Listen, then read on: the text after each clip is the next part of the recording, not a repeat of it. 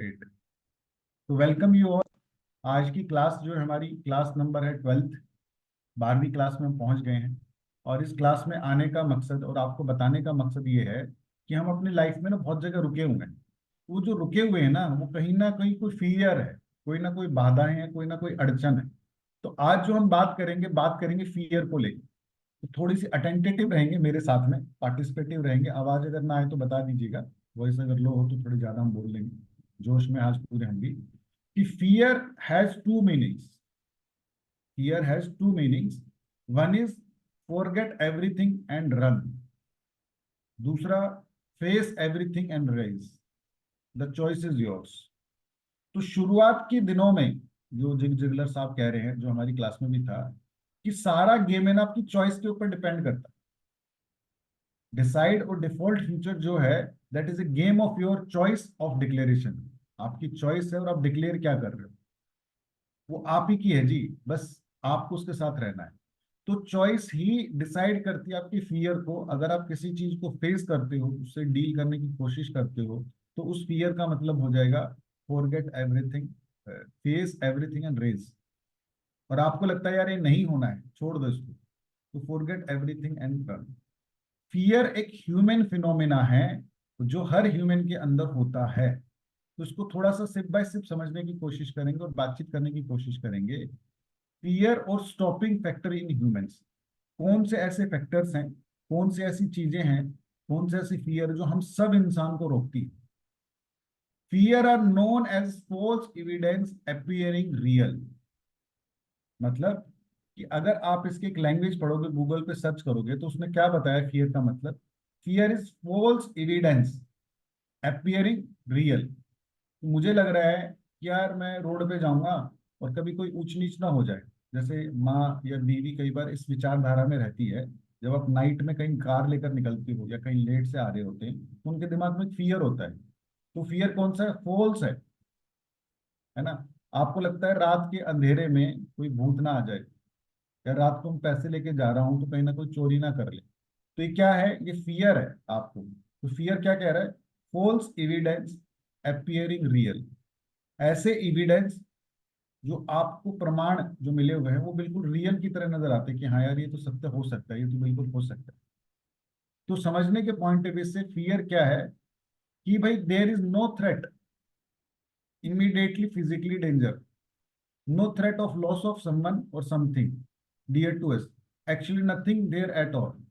कि कोई ऐसी चीज जो अभी हमारे पास है नहीं, बट हम अपने दिमाग में उस इमेजिनेशन को, उस विचार को रखे हुए हैं। तो आपके बिलीफ, आपके थॉट आपके मस्तिष्क में चल रहे हैं, जो उसको रियल अपीयर करने में कन्वर्ट कर रहे हैं। तो क्या आप में से कोई शेयर कर सकता है कि फियर आपने अगर कभी कोई महसूस किया एज ए एग्जाम्पल कि सर ये भी एक फियर है जो मुझे आता है, या ये मैंने सुना है कि ये भी तो एक फियर है। Let's make more participative and quicker so that we can learn in today's class more. तो आपको कभी कोई फियर दिखा है, या आप कोई फियर का एग्जाम्पल देना चाहते हो कि सर ये भी तो फियर टाइप है?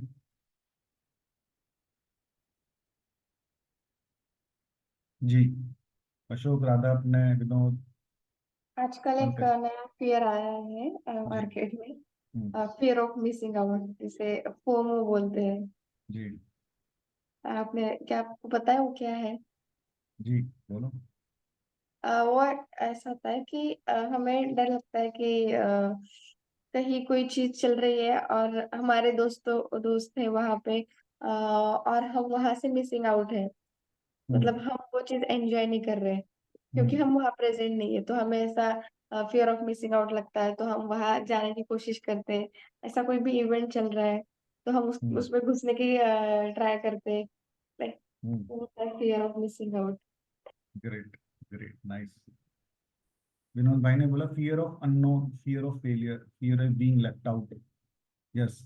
मैं आपको ना थोड़ा सा प्रेजेंट कराना चाह रहा हूँ। एक ह्यूमन के अंदर, हर ह्यूमन के अंदर है। जैसे कि मैं बात करूँ, हर ह्यूमन में एक इमोशन है। किसी के ज्यादा दिखते हैं, किसी के कम दिखते हैं। तो इमोशन को देखने का तरीका है। इमोशन कैसे दिखता है? कई बार एक्साइटमेंट में दिखता है, कई बार एनर्जी में दिखता है, कई बार पॉजिटिविटी में दिखता है, और बहुत बार वो दिखता है as a fear, as a डर की तरह। तो जो डर है, ये बेसिकली वो डर है जो हमारे दिमाग से उत्पन्न होता है। फियर एक स्टेट ऑफ माइंड है, कहाँ पे है ये? आपके माइंड के अंदर चलने वाली एक विचारधारा, एक थॉट है, एक बिलीफ सिस्टम है। यानी कि अगर हम पहली क्लास को पकड़े और आज की क्लास को पकड़े तो ये क्या कह रहा है? ये बात कर रहा है आपके बिलीफ सिस्टम के बारे में। तो यहाँ पे एक छोटी सी एक्सरसाइज करेंगे आप लोगों के साथ में, थोड़ा सा पार्टिसिपेटिव रहेंगे कि फियर अगर स्टेट ऑफ माइंड है तो ये 6 तरीके से होता है। There are 6 type of fears in general, अगर हम कैटेगरी के हिसाब से डिवाइड करो उसको। And we all have these some on capacity, यानी कि हर इंसान के पास ये फियर होता है। किसी पे थोड़ा कम होता है, किसी पे थोड़ा सा ज्यादा होता है। आपको सिर्फ ये देखना है कि कौन से वाला आपके लिए टॉप मोस्ट है। मैं 6 नाम दिखाऊंगा तो आप बताना कि ये वाला तो मेरा ना टॉप है, बिल्कुल टॉप वाला। तो पहला जो फियर होता है वो होता है फियर ऑफ लूजिंग मनी और पॉवर्टी। यार कहीं मेरा नुकसान ना हो जाए, कहीं मेरे से पैसे ना छूट जाए, कहीं मैं गरीब ना रह जाऊं, कहीं मैं अकेला ना ना मेरे बिना पैसे के ना रह जाऊं। That is the one fear. दूसरा जो फियर होता है फियर ऑफ ओल्ड एज का, ब्यूटी का। यार मैं थोड़ा सा बूढ़ा ना दिखने लग जाऊं, है ना, कभी मेरी एनर्जी ना चली जाए, कभी मेरी सुंदरता ना चली जाए, है ना, कहीं मैं लुक अगली ना हो जाऊं। जैसे जो जो मेल्स के अंदर हेयर लॉस जो होता है तो सबसे ज्यादा उनके अंदर यही वाला आता है, फियर ऑफ ब्यूटी और फियर ऑफ ओल्ड एज का। फियर ऑफ डेथ और इलनेस। यार कभी मैं मर ना गया, मेरे घर वालों को क्या होगा, बच्चों को क्या होगा, इतना मैंने जो पैसा इकट्ठा कर रखा है, जो मेरे पास इतना बिजनेस है, जो इतनी देनदारी है, इसको कौन चुकाएगा, कैसे चुकाएगा। फियर ऑफ डेथ की वजह से। Fear of failure in relationship, कि जिन लोगों के साथ आप रहते हो वहां पे आपको फियर है किसका? लेफ्ट आउट रहने का। कि वहां पे लॉस ऑफ लव है, जेलसनेस है आपके लिए। कि यार वहां पे ना आपको प्रायोरिटी नहीं मिल रही, आपको इज्जत नहीं मिल रही, रिलेशनशिप के अंदर आपको फियर आ रहा है। फियर ऑफ क्रिटिसिज्म और मेकिंग मिस्टेक का। कि यार अगर मैं, कोई मुझे बुरा कहे, मेरे बारे में बुरा बोले तो मुझे बहुत बुरा लगेगा। तो लुकिंग गुड के चक्करों में मैं सारी चीजें सहता रहता हूँ, कहीं मैं गलत ना साबित हो जाऊं, है ना। लोग जब किसी को पता लग जाता है इसकी स्पेलिंग मिस्टेक है, तो वो चीज भी एक बहुत बड़ी फियर की तरह होती है। एक अंदर से आत्मग्लानि, एक डर, अंदर की फीलिंग जो होती है ना डाउन हो जाती है। Fear is a negative emotion जो आपको लो डाउन करता है। और लास्ट है फियर ऑफ सोशल रिजेक्शन का, पब्लिक स्पीकिंग का। क्योंकि इसके अंदर आपको ना एंजाइटी क्रिएट होती है, आपको लगता है लोग मेरे को जज करेंगे, मैं अगर अच्छे से नहीं बोल पाया तो मुझे ना लोग क्रिटिसाइज करेंगे। इसके अंदर एम्बेरसमेंट की फीलिंग आती है, रिजेक्शन की फीलिंग आती है। तो ये 6 फियर होते हैं, सब में होते हैं। एज ए ह्यूमन हर एक इंसान के अंदर होते हैं। किसी की में डिग्री कम है, किसी में डिग्री ज्यादा है। तो आप चैट बॉक्स में लिखकर ये डालो कि भाई ये वाला मेरा फियर है ना सबसे टॉप है जी, इन 6 में से ये तो मुझे दिखता हमेशा है। जैसे मैं अगर बात करूं 2017-18 तक, जब मैं लैंडमार्क नहीं गया था, तो अगर किसी को ये पता लग जाता था कि योगेश्वर को स्पेलिंग लिखनी नहीं आती है इंग्लिश में, या इसकी ग्रामर ठीक नहीं है, ये इज को वाज कह देता है, हिज को हर कह देता है, इतनी गंदी फीलिंग होती थी, अंदर से ना पसीने आ जाते थे। कोई बोल देता था अरे इसकी जगह इज नहीं आएगा, इसकी जगह वाज आएगा, है ना। वो तो करेक्शन करता था लेकिन मैं अंदर से मर जाता। कोई बोलता था कि यार ये वाला देन वो नहीं है, THEN होना चाहिए था, THEN नहीं। तो लैंडमार्क गया, वहां पे एक्सरसाइज होती है ना, what you resist that you persist वाली। तो वहां पे मैंने छोड़ दी। अब चवन्नी भर का फर्क नहीं पड़ता मेरे को, कोई बताता है तब भी कोई फर्क नहीं पड़ता कि चलो कोई नहीं थे, कोई दिक्कत नहीं, है ना। तो मैं आप लोगों से पूछना चाहता हूँ चैट बॉक्स में, जो 6 मैंने आपको फियर दिखाए हैं, इस फियर में से कौन सा फियर आपके लिए टॉप पे है? कि यार ये वाला तो मेरा टॉप पे है। क्योंकि जब तक हम शेयरिंग नहीं करेंगे, डिस्कस नहीं करेंगे, तब तक हम उस बीमारी को डिस्कस ना तोड़ नहीं पाएंगे। तो 6 फियर दिख रहे। Choose one which you relate मोर, यार ये मेरे अंदर ज्यादा है, और इसको चैट बॉक्स में डालते हैं। डाल दिया जी। You can put the sequence number also, not necessary आप राइट रखो। आप लिख दो कि भाई मेरा 1 नंबर, 2 नंबर, 5 नंबर मेरे लिए है। ठीक है जी, बहुत बढ़िया। प्रणय जी ने लिख दिया है, राहुल भाई ने लिख दिया है, और नवीन ने भी लिख दिया है, पंकज भाई ने भी।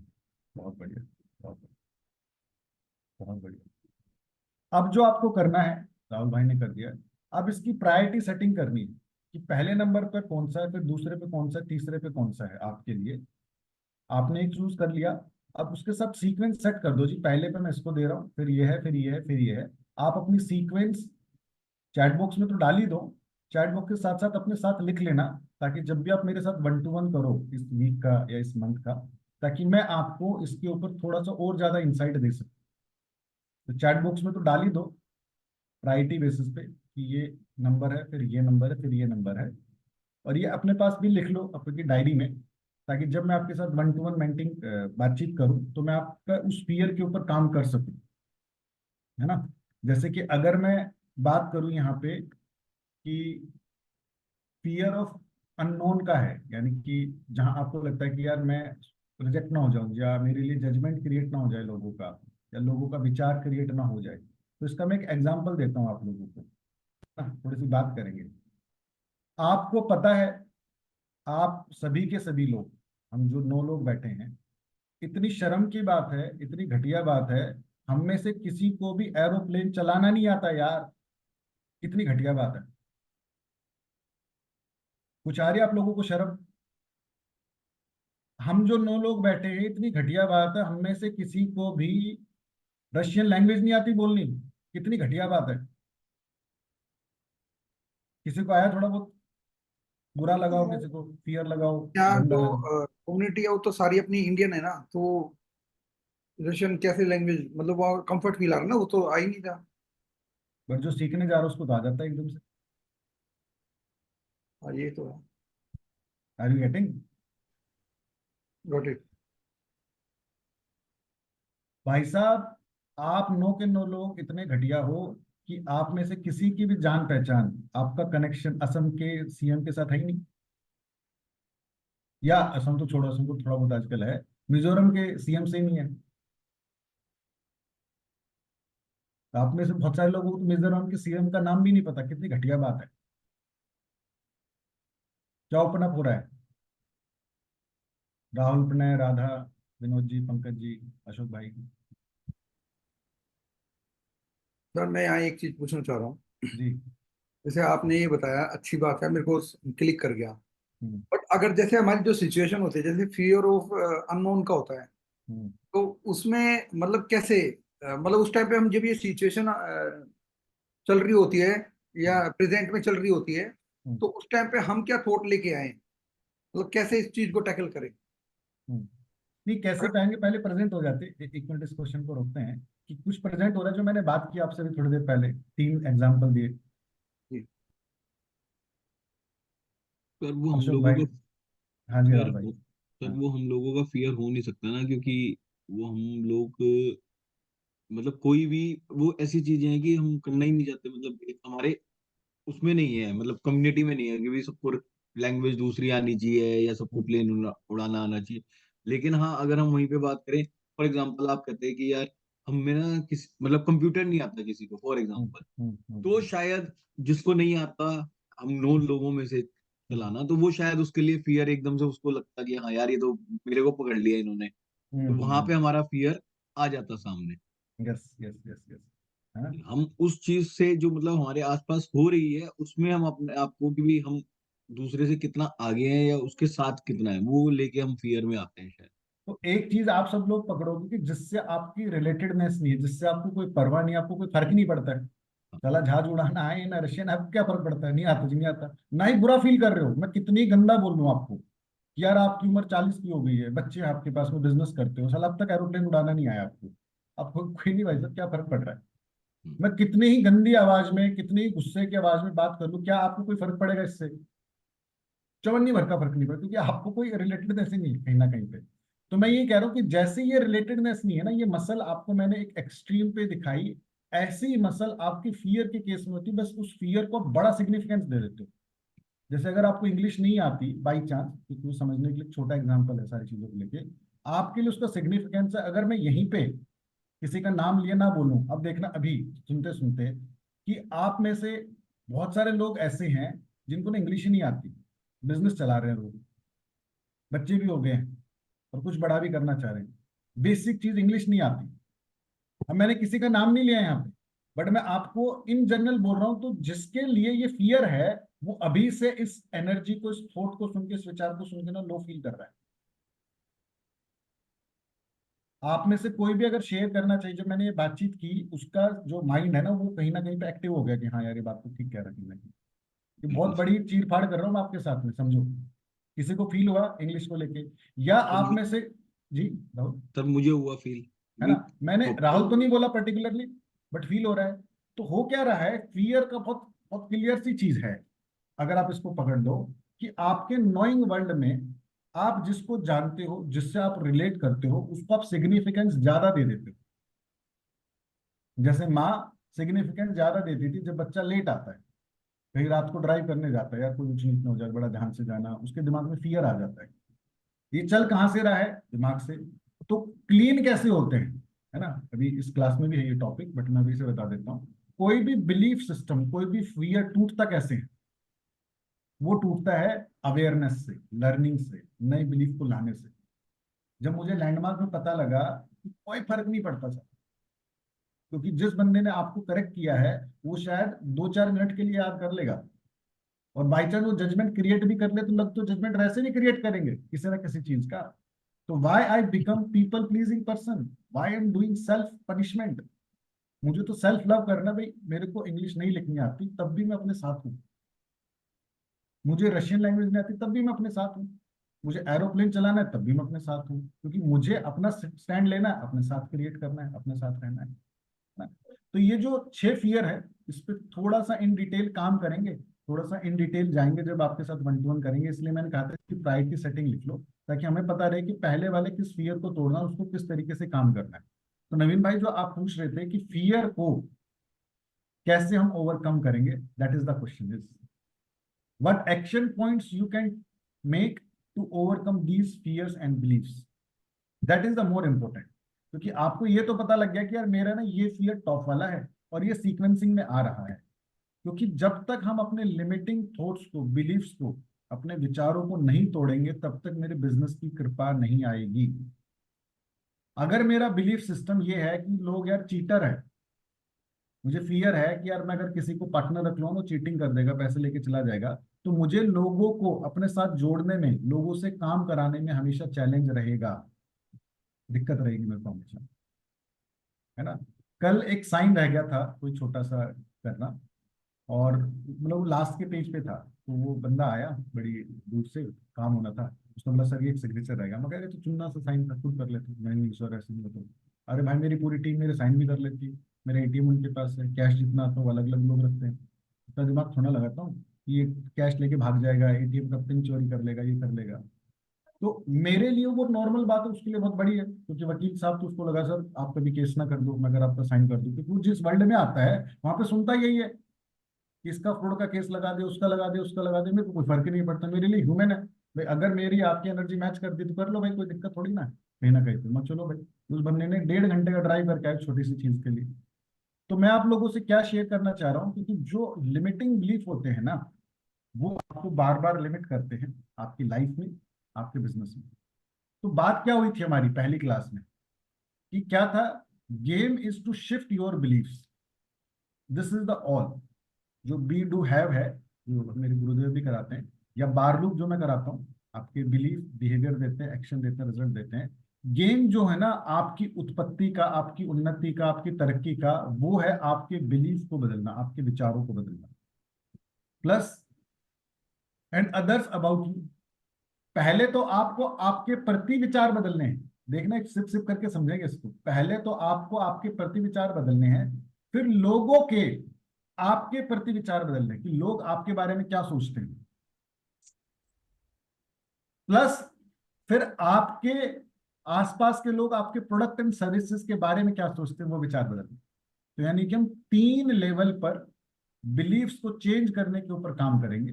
पहला आपका आपके प्रति, दूसरा दूसरे लोगों का आपके प्रति, तीसरा दूसरे लोगों का आपके प्रोडक्ट एंड सर्विसेज के प्रति। क्योंकि जब तक उनको उसके आपके प्रोडक्ट एंड सर्विसेज के ऊपर के विचार पॉजिटिव नहीं होंगे, है ना, आपके प्रोडक्ट एंड सर्विसेज को अच्छा नहीं समझते होंगे, तो डील नहीं होगी, ना रेफरेंस मिलेंगे ना रिकमेंडेशन मिलेंगे। और क्रक्स क्या था जो हमने समझ पहली क्लास में पढ़ा था, कि belief can be shift, belief को बदला जा सकता है with more clarity and learning. जैसे हमने पहली क्लास में 11 बिलीफ देखे थे और उससे पावरफुल बिलीफ देखे थे, तो कुछ बिलीफ हमारे उसी टाइम पे बदल गए थे। यानी कि जब आपको क्लैरिटी मिलती है, जब आप लर्न करते हो, चीजों को अंडरस्टैंड करते हो, जब आप रियलाइज करते हो, इंटरनली ये टूटते हैं अपने आप। तो नीचे जो मैं आपसे बात कर रहा हूँ कुछ बीबीसी है। बीबीसी मतलब क्या है? बिजनेस के बेसिक की क्लैरिटी, या आपके बीइंग के बेसिक की क्लैरिटी, यानी कि आपके बीइंग के, आपके बिलीफ सिस्टम की कुछ क्लैरिटी पे हम बात करेंगे। तो पहला पॉइंट क्या है? Every good thing takes time to build. कोई भी अच्छी चीज आप कर रहे हो, आप अपनी सेहत बना रहे हो, आप अपने बिजनेस के सिस्टम सेट कर रहे हो, आप अपने आप को फोकस करा रहे हो, आगे तक लेकर जा रहे हो, ये 100% नियम है। इसको समय लगेगा, एक दिन में नहीं हो जाएगी। तो इसका मतलब आपको क्या चाहिए? कंसिस्टेंसी चाहिए। आपको निरंतर प्रयास करते रहना पड़ेगा। So focus on progress, not on perfection. बहुत सारे लोग प्रोग्रेस पे ध्यान नहीं देते, परफेक्शन में देते हैं कि यार ये क्रिएटिव और अच्छा चला जाए, इसमें और बेटर हो जाए, ये ऐसा हो जाए, ये वैसा हो जाए।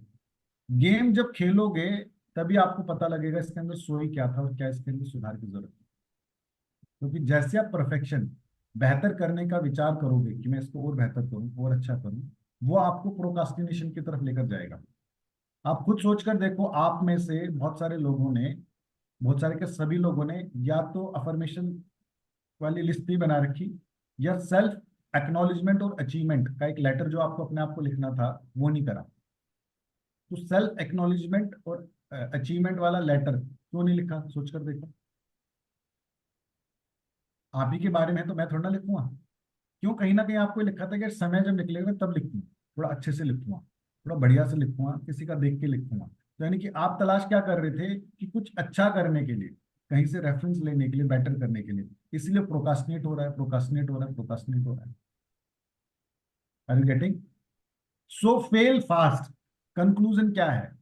फेल ऑफ फियर मत लाओ भैया, फेल करो, फास्ट हो जाओ। जितना ज्यादा फेल होगे उतनी ज्यादा मसल बिल्ड होगी, अगर आपको पता है कि मेरा फेलियर मुझे सिखाने के लिए आया है। क्योंकि फेल फास्ट के साथ साथ इसका कंप्लीशन क्या है? Fail forward. सेम पैटर्न की गलती ना करो यार। आपने एक बंदे को पैसे दिए उधार, है ना, 5-10 हज़ार, आपने नो कहना नहीं सीखा, इसको ना कैसे कहना है। फिर कोई दूसरा बंदा आ गया, उसने 2 हज़ार मांगे, उसको भी ना कहना नहीं सीखा, वो चले गए। फिर किसी को 10 हज़ार दिए। तो भाई हर बार फेल हो रहे ना, गलती तो हो ही रही ना। उस गलती का पनिशमेंट, उस गलती का इम्पैक्ट किसके आ रहा है? आपके ऊपर। बट आपने उस गलती से सीखा नहीं। यानी कि गलत होना है, लेकिन हर बार नेक्स्ट लेवल का गलत होना, ना कि उसी लेवल पे गलत होना है। तो इसीलिए रात को मैं डीपीआर भरवाता हूँ, आपको बताता हूँ भाई आप आपका रियलाइजेशन तो लिखो, आपका पैटर्न तो दिखे। जब राधा और मैंने इस वीक का रिव्यू किया, उसका एक पैटर्न निकाल कर बताया मैंने कि तेरा पैटर्न ही है, ऐसे ऐसे तू सोच रहे, ऐसे विचार है। हमने ठीक जो करना है अपने आप को करना है, अपने आप को बेटर करना है, पहला धर्म तो यही है। बट हम ठीक करें, अपने बीवी बच्चों को, टीम मेंबर्स को, दोस्तों को, उनको ठीक करने की कोशिश कर रहे हैं। तो important is fail fast, don't have the fear of failure, but fail forward, that is more important thing. Just do your daily actions. आपका काम जो आपके हाथ में है ना, वो सिर्फ ये है, काम करना, एक्शन में रहना। और उस एक्शन का जो रिजल्ट आए या ना आए, उसको एक्सेप्ट करना एज ए काइंड हार्ट और पेशेंस के साथ कि भाई जो मैंने किया ये मेरा है। क्योंकि बोला क्या गया है, result will come down when they are ready. मेरा सपना था, मैंने एक नारा दिया था 19 में 20, कि 2019 में मैं 20 को वर्किंग सेंटर खोलूंगा। कितने खुले? 4 खुले शायद उस टाइम पे। फिर हमने स्लोगन चेंज कर दिया, 20 में 20, 2020। अच्छा नारा दिया। फिर एक खोला, और एक खोलते ही नोएडा वाला हमने जब खोला, लॉकडाउन लग गया। तो सबसे बड़ा नुकसान मेरा उसी टाइम पे हुआ। तो रिजल्ट जो मैं चाह रहा था वो नहीं आया ना। जब जरूरत होगी तब आ जाएगा वो। मेरे हाथ में क्या है? एक्शन में रहना, और उस एक्शन को करते करते ये देखना कि वो एक्शन का करेक्शन हो सकता है, नहीं हो सकता है। उस एक्शन का रिजल्ट अगर वो नहीं आया जो मैं सोच रहा था, तो build a kind heart, be have the patience. क्योंकि जो आया है वही आपका रिजल्ट है, उसको एक्सेप्ट करो, उससे सीखो और आगे फिर मूव ऑन कर जाओ। तो आपको आपकी बीइंग के एज ए ह्यूमन इस थॉट की, इस विचारधारा की क्लैरिटी होनी चाहिए कि आपका काम है एक्शन में रहना, परफेक्शन में ना जाना। क्योंकि जब एक्शन में रहोगे तभी कुछ गलत करोगे, तभी आपको करेक्शन का स्कोप मिलेगा, तभी उसको रिव्यू करोगे और इंप्रूव कर पाओगे। That is the correctness. तो अब हम बात करेंगे वन बाय वन करके बीबीसी की। बीबीसी क्या, बिजनेस के बेसिक नेचर को समझेंगे आज हम, कुछ और क्लैरिटी लाएंगे, और एज ए ह्यूमन हमारे जो बिलीफ है, एज ए ह्यूमन जो हमारा नेचर उसको समझेंगे। तो हम दो नेचर के ऊपर बात करेंगे और क्लैरिटी लाएंगे ताकि हमारे अंदर और विचार क्लियर हो सके। Both are different but we treat the same. हम दोनों ही रूल को, बिजनेस के रूल को ह्यूमन लाइफ में लगाते हैं, ह्यूमन लाइफ के रूल को बिजनेस में लगाते हैं। हमें पता ही नहीं कि दोनों अलग विचार हैं, अलग फिलॉसफी हैं, अलग थॉट है। आप अगर किसी मुस्लिम के घर जाते हो तो वहाँ के रूल रेगुलेशन अलग हैं, उनके विचार अलग है, उनकी पद्धति अलग है। बट किसी सिख के घर जाते हो तो, या ईसाई के घर जाते हो, उसके अलग है, सेम नहीं हो सकते ना, अलग कल्चर है। तो ऐसे ही ह्यूमन का नेचर और बिजनेस का नेचर, ये दो अलग चीजें हैं। इसके बेसिक डिफरेंस को हमें समझना होगा, तभी हम ज्यादा अच्छे डिसीजन ले पाएंगे। अच्छे डिसीजन किससे रिलेटेड, बिजनेस से रिलेटेड और मनी से रिलेटेड।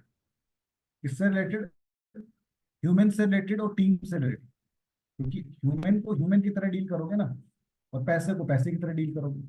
यहां तक आप मेरे साथ हैं, अलाइंड है? Are you ready, excited? Chat box में एक बार लिखो थोड़ा सा। Yes sir. जी विनोद सर, आप कुछ पूछना चाह रहे हैं तो यू कैन आस्क। सेकंड मैं पूछ रहा था कि जैसे आपने बोला कोवर्किंग खोला था आपने, फिर एकदम से लॉकडाउन हो गया, तो मतलब मेरे को लगता है ये आपने जैसे निकाला हुआ टाइम, उस टाइम क्या फीलिंग रही, उस फेज से कैसे निकले, वो थोड़ा सा इम्पोर्टेंट है मेरे ख्याल से हम सब, क्योंकि ये सब हम लोग की लाइफ में आता रहता है रेगुलर। उतना बड़ा नहीं आता होगा, छोटा छोटा आता होगा, बट वो फिर वो फेज कई बार भी नीचे ले जाता है वो चीज ना। तो उसमें ना दो चीजें, बड़ा अच्छा क्वेश्चन आपने पूछा। जो फेज होता है ना, जिस टाइम पे वो घट रही होती चीजें, तो उस टाइम पे ना वो चीज एक्सेप्टेंस में नहीं आती है। उस टाइम पे बुरा लगता है, क्योंकि एक्सपेक्टेशन थे, इमोशन थे, फीलिंग थी, प्लानिंग कर रखी थी, पैसा लगा रखा था, जान लगा रखा था। तो उस टाइम पे जब हम उसको वैसा का वैसा एक्सेप्ट नहीं करते ना, वही इमेच्योरिटी होती है, जो मेरे अंदर भी थी। क्योंकि मैं उस रिजल्ट को एक्सेप्ट ही नहीं कर रहा था, यार कैसे कैसे हो सकता है, पूरी जान लगाई है, पैसा लगाया, कर्जा लिया है, मेहनत करी है ना, परिवार, हेल्थ, सब कुछ दाव पे लगाया है। बट आज अगर मैं सोचता हूँ, उस पूछे वाली लाइफ को देखता हूँ, लगता है यार कैसी बात थी, मतलब छोटी सी बात थी, समझ लेता। क्यों अपने आप को इतना पनिश किया, क्यों इतना पेन दिया कहीं ना कहीं पे। तो मैच्योरिटी जो आती है ना, वो आती है सेल्फ रियलाइजेशन से। और सेल्फ रियलाइजेशन हम पास्ट का कर सकते हैं। तो आप अपनी लाइफ की कितनी इंसिडेंट, जो मैं कोशिश करता हूँ जब आप लोगों से बात करता हूँ आपके पैटर्न लिखवाने की, वो लिखवा कर ये कोशिश करता हूँ आपसे बात करने की, कोई भी इंसिडेंट ले लो आपकी पास्ट की, कोई भी मुश्किल समय, उसकी लर्निंग को लिख लो कि उस टाइम से क्या रियलाइज है ना। तो बट जैसे लर्निंग जैसे, तो एक चीज, लर्निंग के अलावा कई चीजें वो फेज आपको सेटबैक बहुत फीडबैक देती है ना, तो वो चीज से कैसे निकलो? बिकॉज मेरे को नहीं लगता रिजल्ट से कोई दिक्कत लेता है, रिजल्ट के रिपरकशन से दिक्कत आती है लोगों को, मेंटल इश्यूज है जो भी, जैसे फाइनेंस का लॉस बहुत हो गया which probably you can't take, उस केस में क्या करो? सर दो चीजें हैं। पहला अंडरस्टैंडिंग लानी पड़ेगी, दूसरा एक्शन में आना पड़ेगा।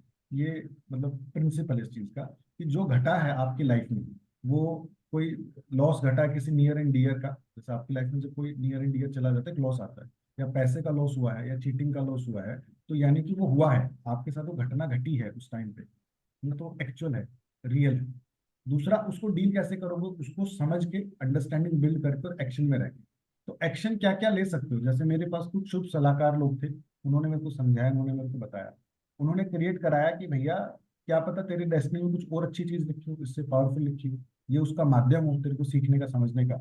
यानी कि मैं अपनी अंडरस्टैंडिंग बिल्ड कर रहा हूँ, तो अपने आप को दूसरे बिजनेस मॉडल में, यानी कि उसके बाद फिर मैंने रियल एस्टेट शुरू किया। हमने नजफगढ़ में पूरी बिल्डिंग रियल एस्टेट की बनाने की प्लानिंग करने की स्टार्ट की। तो 6 महीने मेरे उसमें लगे, और 6 महीने बाद समझ में आया कि ये भी प्रोजेक्ट नहीं था, ये भी गलत मैंने पंगा लगा लिया, कि इसमें भी कुछ कृपानी बनी हुई थी। उसके बाद हमने फोकस किया था अपनी खुद की एक आरबीआई से फंड एंड फाइनेंस का लाइसेंस लेने का, उसमें पूरी जान लगाई, लास्ट मौके पे वो अटक गई, वो भी नहीं हुई कहीं ना कहीं। तो जितनी भी कृपा रुकी है, आज मैं देख पा रहा हूँ कि कितना अच्छा वो नहीं हुआ। क्योंकि अगर वो रियल एस्टेट का प्रोजेक्ट शुरू हो जाता, मर जाता, फंस जाता बहुत बुरे से। क्योंकि उसके बाद दोबारा लॉकडाउन लगा, उसके बाद लोगों की पेइंग कैपेसिटी बहुत टाइट रही, है ना। वो जो प्रॉपर्टी थी वो कच्चे की थी, तो लोग क्या बोलते हैं, जीपीए की प्रॉपर्टी नहीं लेना चाहते थे, है ना। अगर मेरा लाइसेंस आ जाता उस टाइम पे, तो पैसा देना, यानी कि मुझे पैसा देने में वो होता है, मतलब दुख नहीं होता। तो मैंने ये टेस्टिंग करके देखी, मुझे समझ में आया कि पैसे वाला व्यापार, देने वाला व्यापार मेरे साथ चलेगा ही नहीं, मेरा नेचर ही नहीं है उस हिसाब से। तो आज अगर मैं देखता हूँ पीछे मुड़ के, तो वो सारी फेलियर मेरे को एक सबक की तरह नजर आती है। वो सबक क्या है कि विश्व जहां पे भी पैसे की बात होगी, कम से कम 3 लोगों से बात करके डिसीजन लेगा, है ना। जैसे मैंने ना कुछ इन्वेस्टर्स का क्राउड फंडिंग से पैसा लिया था, 150 से ज्यादा लोगों का, जो मैंने कोवर्किंग बनाया था। अब मैंने मार्च में डिसीजन लिया कि मैं इन सबका वापस कर दूंगा, या इस पैसे को शिफ्ट कर दूंगा, एक मैं नए वेंचर पे काम कर रहा हूँ, क्योंकि कोवर्किंग उतना बड़ा नहीं हो सकता। जो प्रॉमिस था उस प्रॉमिस को शिफ्ट करना है। और मैंने कहा कि मार्च में भेज देता हूँ।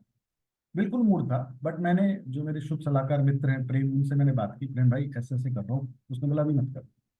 मैं कहा क्वार्टर खत्म होगा, क्वार्टर तो अगला भी खत्म होगा, पहले अपने पास में 20-30 लाख रुपए जोड़ दे, फिर उन लोगों को बोलना कि सर मेरे दिमाग में ना ये विचार है कि इस अपॉर्चुनिटी से बेटर ये है, मैं चाहता हूँ मेरे साथ इस अपॉर्चुनिटी में आओ, आपको मैं ये एडिशनल बेनिफिट दूंगा, मैं आपके साथ खड़ा हूँ, अगर आपको दिक्कत लगे तो आप मेरे से पैसे ले लो, मेरे पास खड़े हैं। तो ये ज्यादा अच्छा विचार रहेगा, रादर देन तुम उनको झूठी कहानी सुनाए, अपने विचार बताए, अपनी स्टोरी बताए, उसने मांग लिया जी पैसे दे दे मेरे को, तेरे अंदर कॉन्फिडेंस भी नहीं रहेगा। मैं रुक गया एकदम से, यानी कि जो मैंने मैसेज मेल ड्राफ्ट कर रखा था मैंने रोक दिया। आज मेरे को इतना बढ़िया लग रहा है कि बड़ा अच्छा डिसीजन था मेरा, कि अगर मैं उस दिन भेज देता तो मैं अननेसेसरी प्रेशर में आ जाता, रादर देन जुलाई में जब क्वार्टर खत्म हो तब बात कर लूँ कि जी आपको इतने सालों तक आरओई दिया, ये ग्रोथ दी है, थी मेरे पास एक नई अपॉर्चुनिटी, अगर चलते तो ठीक है, नहीं तो रिटर्न ले लो मेरे साथ में। तो जितने भी पैसे से रिलेटेड डिसीजन है, मैं 103 लोगों से चर्चा करता हूँ, तभी उस डिसीजन को मैं लेता हूँ। इवन दो मेरे को अपने लिए आईपैड खरीदना था, कितने का आता है आईपैड, शायद 70-80 हज़ार रुपए का मैक्सिमम, है ना। तो मेरे मेंटर गुरु हैं, मैं उनसे बात करता हूँ, गुरप्रीत मेरा एक मित्र, उससे बात करके प्रेम है। तो तीनों की तरफ से आया कि यार अभी मत ले, थोड़ा दिन में ले ले, अभी फोकस और किसी चीज पे कर। तो ये मेरा पास लर्निंग निकल कर आया कि पैसे का जो रिलेशन है ना, वो मेरा वीक है, थोड़ा इमोशनल हूं ना, खर्च कर देता हूँ। बट वो इमोशनल नहीं है, क्रिटिक है, तो वो अच्छा डिसीजन दे देते हैं कि क्या करना है नहीं करना है। That is the thought. तो मेरा ये कहना था इस पूरे प्रोसेस में आप सब लोगों को कि बिजनेस की जो लैंग्वेज है, बिजनेस का जो नेचर, वो समझना पड़ेगा, आपकी क्या स्ट्रेंथ है, और ह्यूमन के नेचर को समझना पड़ेगा। जैसे 1 बाय 1 हम अगर बात करेंगे समझने की, तो बिजनेस की बेसिक क्या कह रही है, प्रोफेशनल मीन्स पैसा चाहिए, और पर्सनल मीन्स सिर्फ प्यार चाहिए और अटैचमेंट। आपके पर्सनल रिलेशन जो अभी हैं आपके साथ में, वो तभी चलेंगे जब उनमें अटैचमेंट है। नहीं तो आप खुद सोचकर देखो, कितने आपके रिश्तेदार हुए, कितने आपके परिवार के लोग हुए, क्या आपका रिलेशन सबके साथ चल पा रहा है? क्योंकि उसमें कहीं ना कहीं अटैचमेंट या प्यार की कमी होगी, तभी आपके लिए वो सेकेंडरी या थर्ड पोजीशन पे चले हुए। प्रोफेशन जहां होगा वहां पे लेस इमोशन होगा, और पर्सनल जहां होगा वहां मनी की एक्सपेक्टेशन लेस होगी। आप पैसा दे रहे हो, उस पैसे के बदले में कुछ रिजल्ट चाह रहे हो, एफर्ट नहीं चाह रहे हो कि वो एफर्ट लगे। ये चीज की क्लैरिटी लानी पड़ेगी। आपको ह्यूमैनिटी को छोड़ना होगा, आपको जो ह्यूमन पार्ट है उसको अलग एंगल से निभाना पड़ेगा। जब मैं बात कर रहा हूँ प्रोफेशनल की, तो प्रोफेशनल के लेवल पे आपको 3 लेवल पे चीज चेक करनी पड़ेगी जिसके साथ आप डीलिंग कर रहे हो। पहला, कि जिस बंदे को जिस चीज के लिए आपने वो काम सौंपा है, जिम्मेदारी दी है, क्या उसका स्ट्रॉन्ग कमिटमेंट है, कि क्या वो उस काम को करने के लिए कमिटेड है, एफर्टफुल है, जान लगा रहा है। अगर वो काम का रिजल्ट नहीं आया, तो क्या उसकी तरफ से क्लियर कम्युनिकेशन हुआ? अगर क्लियर कम्युनिकेशन नहीं हुआ और आपने उसको एहसास दिलाया, तो क्या उसने एक्सट्रीम ओनरशिप ली? तो अगर वो इन तीनों लेवल पे फेल है ना भाई, वो इंसान प्रोफेशनली ठीक नहीं है। एक एग्जांपल से समझेंगे और इस पर थोड़ी सी चर्चा करेंगे, बिल्कुल जल्दी नहीं करेंगे। पहला, किसी टीम मेंबर ने आपको ये कहा कि जी मेरा कमिटमेंट है, मैं 10 बजे पहुंच जाऊंगा ऑफिस, ठीक है जी। अब वो कभी आता है 10:05 पे, कब आता है कभी 10:10 पे, थोड़ा बहुत लेट हो जाता है। वो लेट जो हो रहा है, पहली चीज क्या हो गई, आपको दिख गया कि उसका स्ट्रॉन्ग कमिटमेंट नहीं है, भाई अपनी प्रॉमिस को पूरा नहीं कर रहा है, डिसिप्लिन को फॉलो नहीं कर रहा है, ना ही क्लियर कम्युनिकेट कर रहा है, ताकि ये बता रहा है चुपचाप कि मैं चुपचाप घुस जाऊंगा ऑफिस में, पता ही नहीं लगेगा क्यों मैं इस चीज का तिलक लगाऊं, क्यों इस चीज का मैं ढोल बजाऊं कि मैं लेट आया हूं। आपने नोटिस किया, आपने उसको समझाने की कोशिश करी, कि भाई मैंने नोटिस किया है तेरा पैटर्न है, तू ऐसे ऐसे करके लेट आता है। अब उस टाइम पे वो आंसर क्या दे रहा है? अरे सर वो ना मम्मी की तबीयत खराब थी, उसको हॉस्पिटल लेके गया था मैं। अरे सर वो मेट्रो ना लेट हो गई थी। अरे सर टेम्पो में ही हो गया था। वो क्या बता रहा है आपको?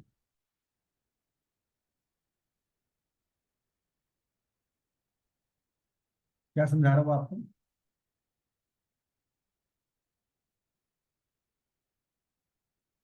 बात करें थोड़ी सी, क्योंकि अब तो उठने का भी वैसे टाइम हो गया, 7 बज गए।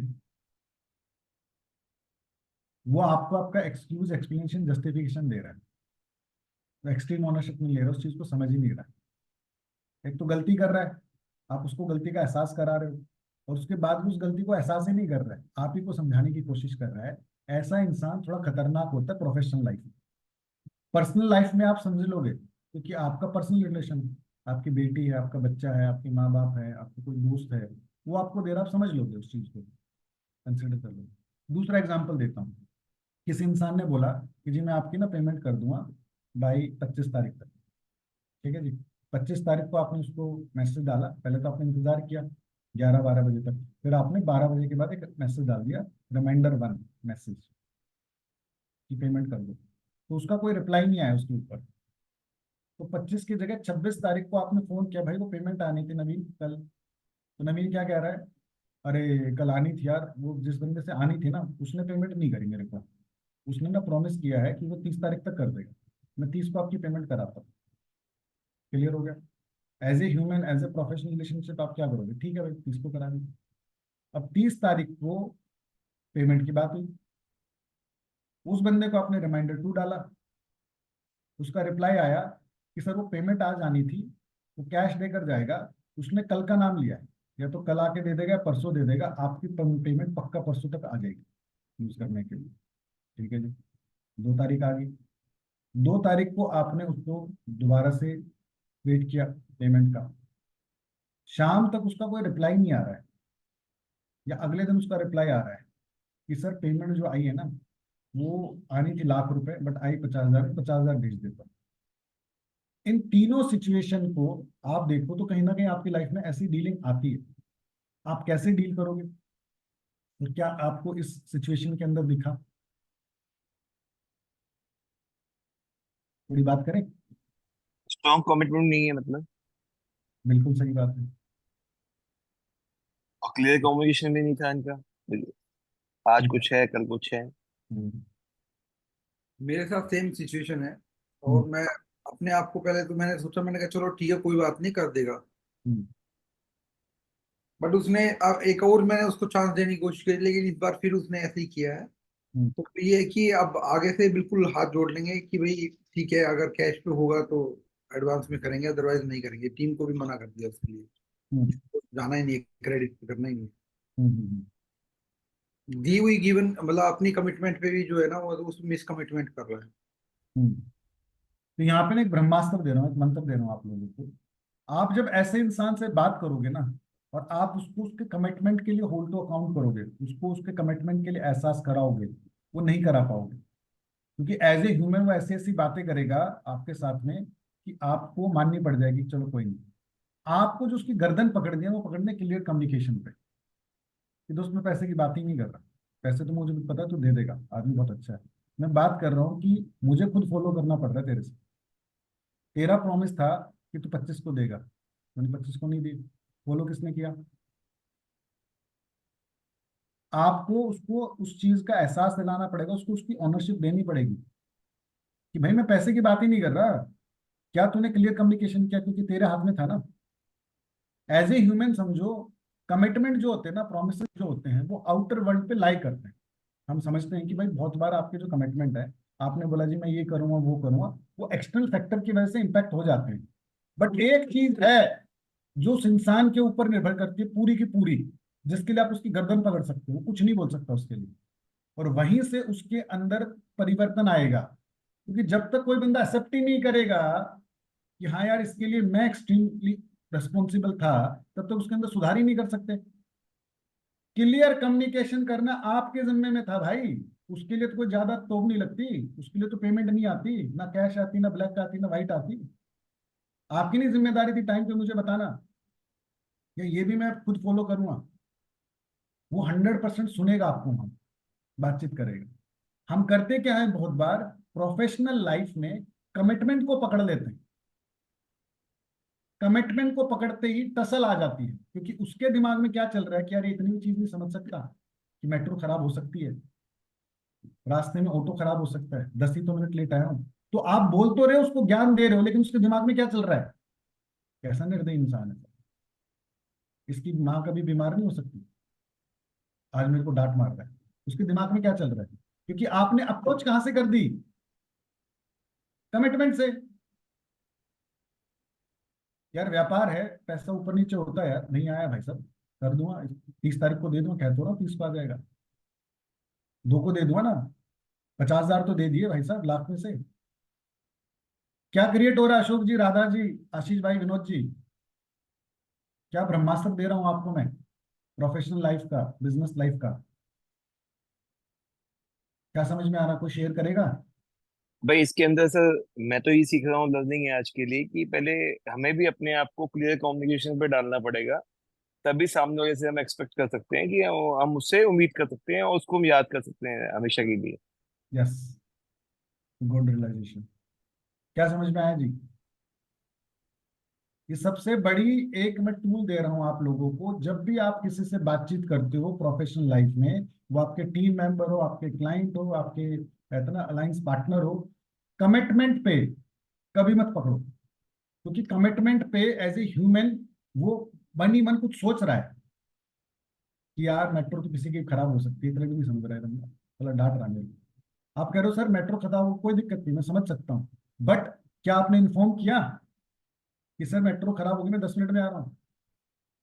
क्या आपने इन्फॉर्म किया जी माँ के लिए मेरे को हॉस्पिटल जाना है, मैं 10-15 मिनट लेट हो जाऊंगा? क्योंकि वो चीज किसके हाथ में है? उसी के हाथ में है, उसके लिए कुछ नहीं बोल सकता।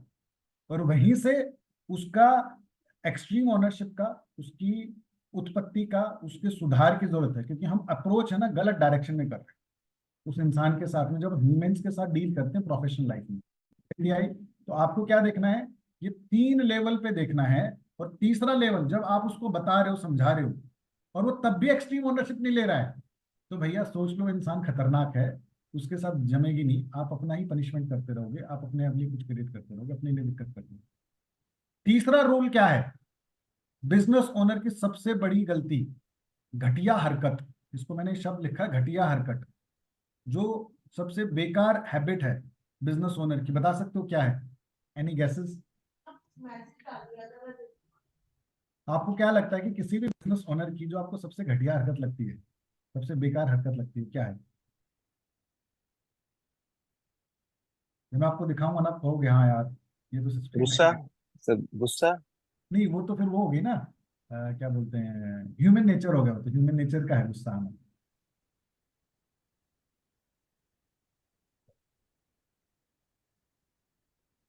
ये अगर आपके अंदर, तो आपको भी छोड़नी है, क्योंकि मेरे को अपने पार्टिसिपेंट में दिखी थी, और मैंने उनको स्पेशली उनको सो ही बताया था कि ये सबसे घटिया चीज है भाई साहब, बिना इसके ना गड़बड़ नहीं हो पाएगी। वो क्या है सबसे घटिया वाली चीज? आउट ऑफ कम्युनिकेशन जाना, फोन को ना उठाना, बजते रहना, उस बंदे का रिप्लाई ना करना। मैंने बहुत बार लोगों को देखा है कि हम लोगों को फोन करते हैं, वो फोन का रिप्लाई नहीं करते।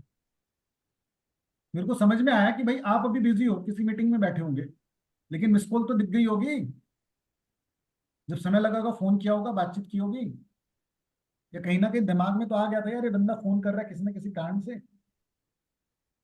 हमें पता है। तो आपको जो ऐसी घटिया हरकत करता है ना, उसको एहसास कराना पहले उसकी उस हरकत का, क्योंकि इससे आप पावरफुल बनते हो, आपका कमिटमेंट स्ट्रांग होता है, वो आपकी नजरों में पावर वैल्यू बनती है कि भाई साहब मैंने आपको कॉल किया था, और मैंने 3 कॉल किए थे आपको अलग अलग टाइम, आपकी तरफ से रिप्लाई नहीं आया। तो क्या बोलेगा आपको? अरे मैं हॉस्पिटल हो गया था, मेरा कोई ना बंदा वो हो गया था, ऐसा अरे उस टाइम की बात नहीं कर रहा, 3 दिन हो गए इस बात को, उसके बाद तो हॉस्पिटल से आ गया होगा बाहर। यानी कि आपको कहाँ उसको पकड़ना है? आपको पकड़ना क्लियर कम्युनिकेशन पे, क्योंकि ये वाली हरकत बहुत सारे लोग करते हैं अपने अपने बिजनेस के अंदर। चौथी चीज जो आपको सिखाना चाहता हूँ, बताना चाहता हूँ, learn the difference between close and casual relations. ये प्रोफेशनल लाइफ में ज्यादातर रिलेशन आपके कैजुअल हैं, समझो यार इस बात को। मैंने टाटा में जॉब किया था, मैक्स बूपा में जॉब किया था, HSBC में जॉब किया था। उन लोगों को जो मेरे टाइम पे उस टाइम जॉब करते थे, बहुत सारे लोग थे। कितने लोगों के साथ रिलेशन है अभी, कितने लोगों को जानता हूँ। मेरा एक दोस्त था, उसको मैंने फोन EMI पे दिला दिया था, नया फोन था। मैं खुद उस टाइम पे फोन यूज करता था, 12-15 हज़ार रुपये का आता था। उसको मैंने फोन दिलाया था 30 हज़ार का। 2 EMI पे करी उसने। उसके बाद अभी दे रहा हूँ, कल दे रहा हूँ, ऐसे दे रहा हूँ, ये दे रहा हूँ। बाद में लास्ट में आके, क्योंकि मैं यारी दोस्ती में देता रहता था, क्योंकि क्रेडिट कार्ड तो मेरा ही स्वाइप हो रखा था उस टाइम पे। लास्ट में आके एक दिन मेरे ऊपर चढ़ गया वो, कि बोला डागरे, मेरा सरनेम डागर है, बोला डागरे यार तुम्हें तो बिल्कुल शर्म नहीं है। चला मैं अपनी लाइफ में डील कर रहा हूँ, मेरे घर पे दिक्कत चल रही है, चलो रोज पैसे मांग लेता है, नहीं लेता, तुमको शर्म नहीं आती यार, दोस्ती का इतना ही फर्ज निभाएगा, ये है वो है। तो मेरे को उसने इतना हिमलेट किया, मैं आज सोचता हूँ कि यार मैंने उस दिन क्यों सुन ली उसकी बात। चलो पैसे भी दिए, EMI भी भरी अपनी लाइफ से, बट क्योंकि डिफरेंस नहीं पता था ना बात कैसे करनी है उस बंदे के साथ में, क्रिएट कैसे करना है, पता ही नहीं था। कि मैं सोच रहा था कि वो मेरा क्लोज रिलेशन है, और क्लोज कहाँ है, वो तो कैजुअल रिलेशन था। हमें पता ही नहीं, हम बहुत बार कैजुअल रिलेशंस को इस तरीके से ट्रीट करते हैं जैसे क्लोज होते हैं। भाई मेरे को फोन किसको दिलाना है, अपनी वाइफ को दिलाना है, अपनी बेटी को दिलाना है, अपने पापा मम्मी को दिलाना है, उनकी EMI भरूंगा ना, किसी और की क्यों भरूंगा मैं। और भरी मैंने। वहां से समझ में आया कि यार ये डिफरेंस नहीं पता था Yogesh, as a emotional person की रिलेशंस की 3 कैटेगरी होती है। One is close, second is functional, third is casual. तो लाइफ में जो सबसे ज्यादा मायने रखते हैं वो रखते हैं फंक्शनल और क्लोज। फंक्शनल वो जहाँ पे पर्पसफुल मीनिंगफुल पर्पज आता है, जैसे आपका मेरा जो रिलेशन है वो फंक्शनल है। हम किसी पर्पज से, किसी मीनिंग से जुड़े हैं, इसी में बातचीत करते करते हमारे विचार ऐसे मिलेंगे, हम क्लोज की तरफ चले जाएंगे, जहाँ पे हमारी रिलेशनशिप बहुत बढ़िया हो जाएगी। और इसका ना एक मैं थंब रूल देता हूँ, आप लोगों को, आप लिख लेना। इन तीनों को अगर आप देखो तो पहला क्या है, पहला रूल ये है कि अगर आपको लाख रुपए खर्च करने पड़ जाएं और आप उस इंसान से वापस ना लो, और ना ही आपकी अपेक्षा और ना ही आपको कोई फर्क पड़ता उस इंसान के लिए लाख रुपए या 50,000 रुपये खर्च करने के लिए, तो इसका मतलब वो इंसान आपकी क्लोज कैटेगरी में आता है। आपने लाख रुपए दिए, आप उम्मीद करते हो कि पैसे वापस मिल जाएं, और ना मिले तो आप अंडरस्टैंड करोगे, लर्न करने की कोशिश करोगे, थोड़ा बहुत उसके साथ ये करोगे, चलो भाई मैंने सीख ले ली, कोई दिक्कत नहीं। तो वो आपके फंक्शनल रिलेशन में आ जाते हैं। और लाख रुपए किसी को दे दिए और आपको एकदम से घबरा, तो क्यों देने भाई, लेकर आऊंगा, ये तो गड़बड़ है, चीटर आदमी है, बकवास है, फंस गया। तो इसका मतलब वो आपका कैजुअल रिलेशन था। सर तो इसमें जो आपने पहला बताया क्लोज रिलेशनशिप के रिगार्डिंग कि भाई पैसे दिए और अंदर कोई पैसों को लेके फीलिंग ही नहीं आई, हम्म, जैसे हमने वही वाली बात है, लास्ट टाइम भी आपने एग्जांपल शेयर किया था कि हम जैसे अपनी बेटी के ऊपर या अपने पेरेंट्स के ऊपर या अपने क्लोज वन के ऊपर शेयर करते हैं पैसा, तो वो हम्म, फीलिंग नहीं आती कि हाँ भाई मेरा पैसा लग गया। हम्म। तो ये अभी जो आपने बताया ये प्रोफेशनल में 3 कैटेगरी कर दिया आपने, तो वो तो पर्सनल का बता रहे हो ना आप। नहीं नहीं, रिलेशंस की 3 ही कैटेगरी होती है। एक रिलेशन होती है पर्सनल, एक होती है कैजुअल। पर्सनल और कैजुअल के बीच में आता है फंक्शनल, जहाँ पे आपको चलानी है, फंक्शन मतलब जहाँ पे आपकी लाइफ चलेगी जिन लोगों के साथ में। तो ये जो लोग है ना, आप, मैं और आप सब लोगों ने एक ही डंडे से हाँक रहे हैं, उसका डिफरेंस समझना पड़ेगा। तो मैं आपको एक यार्ड स्टिक दे रहा हूँ। फंक्शनल रिलेशन वो होते हैं जहाँ पे मीनिंगफुल और पर्पसफुल रिलेशन, कि आप उस इंसान से किसी पर्पज की वजह से जुड़े हुए, कोई मीनिंग आपका उसके साथ में, आप एनी टाइम खराब नहीं कर रहे हो उसके साथ में। जैसे आप किसी एक सामाजिक रूप में जुड़े हुए, जैसे हम वहां पे मिले थे उसकी पार्टी में, क्या नाम है, राजेश भाई की पार्टी में, तो वहाँ पे बहुत सारे लोग आए थे। तो जो लोग आए थे उसमें से कुछ ऐसे होंगे जो आपके ज्यादा क्लोज फ्रेंड होंगे, कुछ थोड़े से कम होंगे। तो यार्ड स्टिक कैसे निकली, ये डिफरेंशिएशन कैसे निकला, कैसे आपको लगा कि ये ज्यादा क्लोज है, ये कम क्लोज है। सर जिन मैं ये समझ रहा हूँ कि आपने जैसे भी बताया था कि 2 रिलेशन होते हैं, प्रोफेशनल और पर्सनल। तो जो क्लोज कैटेगरी है वो आपने पर्सनल में ही रखी है और प्रोफेशनल को डिवाइड कर दिया further 2 category, right. Yes, yes, ठीक है। बिल्कुल सही। मैं दोबारा क्रिएट कर दे जो नवीन भाई ने बोला, ताकि ये क्लैरिटी मिल जाए। हम है ना इन जनरल बातचीत में 2 तरीके की लैंग्वेज यूज करते हैं, पर्सनल रिलेशन और प्रोफेशनल रिलेशन। प्रोफेशनल रिलेशन जो बनते हैं किसी बाहर आउटर वर्ल्ड से बनते हैं, और वहीं से छट के कुछ लोग आपकी पर्सनल की कैटेगरी में चले जाते हैं, क्लोज की कैटेगरी में चले जाते हैं। जैसे कि मुझे लगता है कि नवीन भाई को अगर 50,000 रुपए राजेश भाई को देने पड़ जाएं और वो कहे जी आग लगाएंगे इस पैसे में और वापस भी नहीं मांगेगा, तो शायद नवीन भाई दे देगा, तो फर्क ही नहीं पड़ेगा, क्योंकि आपका वो क्लोज रिलेशन बन गया है। आप जब जुड़े थे, एक फंक्शन था, स्कूल में जुड़े थे, याराना अच्छा हुआ और आज तक आप उसको निभा पाए, क्रिएट कर पाए, है ना। जैसे अभी समझने के लिए एक एग्जांपल दे रहा हूँ खाली। लेट्स सपोज अशोक भाई मांगे आपसे, बोले जी मेरे को 20,000 रुपये दे दो, है ना, और आपको जी ले लो कोई दिक्कत नहीं है, और ये कह रहे जी वापस नहीं दूंगा मैं, तो आपको शायद फर्क नहीं पड़ेगा, आपकी अफोर्डेबिलिटी है, क्योंकि आपके रिलेशनशिप में इतनी धार आ चुकी है, जो मैं जानता हूँ समझता हूँ। बट अशोक भाई ये बोले कि भाई मेरे को तो 20 लाख रुपए दे दे और वापस नहीं दूंगा, तो क्या आप दोगे? नहीं सर, नहीं दे पाओगे ना। अवेलेबिलिटी देखो ना कि भाई मेरे पास भी है या नहीं है। हाँ, और आपके पास नहीं है, हमसे बट नहीं आप, आएगा।